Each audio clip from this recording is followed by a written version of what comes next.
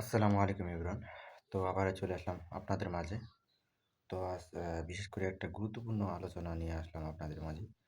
তো অবশ্যই বিশেষ করে যারা ছোট বাবু আছে যাদের, তাদের জন্য এই ভিডিওটা। তো ভিডিওটা মূলত করা হয়েছে যাদের আরকি অ্যা যারা যাদের সন্তান আছে এখনও মায়ের দুধ পান করতে পারছেন না। হ্যাঁ? তো তাদের জন্য আজকে একটা ভিডিও আছে। তো আমরা একটা প্রোডাক্ট নিয়ে এসেছি। যেই প্রোডাক্টটি আপনার যে গর্ভের থেকে মায়ের যে দুধ দেয়, সেই আরকি মনে করেন যে সে এই যে প্রোডাক্টটি হাতে দেখতে পাচ্ছেন, এইটা হলো follow up formula baby care 2।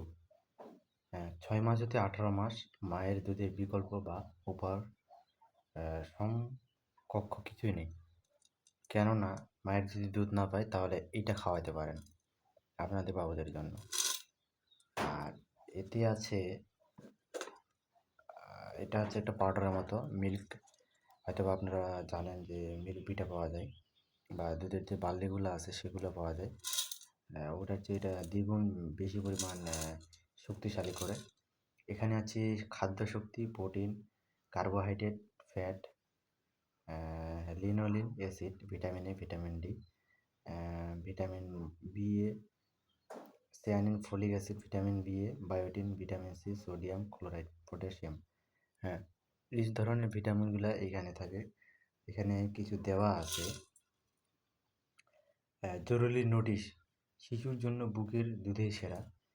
Follow up formula ব্যবহারের জন্য পূর্বে আপনার রেজিস্টার চিকিৎসক অথবা স্বাস্থ্যকর্মীর পরামর্শ গ্রহণ অবশ্যই করতে হবে। অবশ্যই আপনারা এইটা বেবি কেয়ার খাওয়ার পরে যদি খাওয়ান আপনারা, তাহলে অবশ্যই চিকিৎসকের পরামর্শ অবশ্যই নিবেন।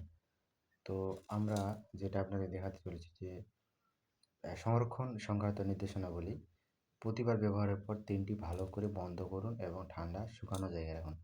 অর্থাৎ এখানে বলা হয়েছে প্রতিবার যদি আপনারা টিনে যদি বাইর করেন, মানে যে যদি এখান থেকে যদি এখানে দুধগুলো বাইর করেন, দুধের যে বার্লিগুলো আছে, তো সেখান থেকে বাইর করার পরে অবশ্যই ঠান্ডা এবং শুকনো স্থানে রাখতে হবে, তাহলে এটা ভালো থাকবে। তো এই ছিল আজকে মূলত ভিডিও। খোদা হাফেজ।